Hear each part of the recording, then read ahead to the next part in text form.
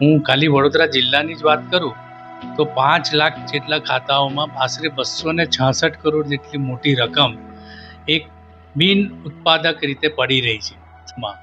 10 વર્ષથી વધારે કોઈ ટ્રાન્ઝેક્શન ખાતામાં થયેલ ના હોય, સેવિંગ અથવા કરંટ વગેરેમાં, તો એ સરકારના રિઝર્વ બેંકના ડેફ ફંડ કહેવાય, DEF.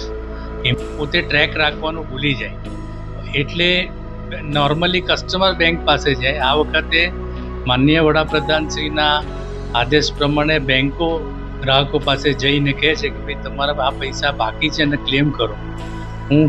અમે આ કાર્યક્રમને ચાલુ કરેલ છે અને અમુક જેટલા ખાતેદારોને અમે કોન્ટેક્ટ કર્યો અને માતબર રકમ, કોઈ કેસમાં 50-57 લાખ રૂપિયાથી માંડીને 24 લાખથી માંડીને 35,000 રૂપિયા જેટલી રકમો પણ ખાતેદારોને સુપ્રત કરેલ છે. આખી પ્રોસિજર 3 મહિના છે.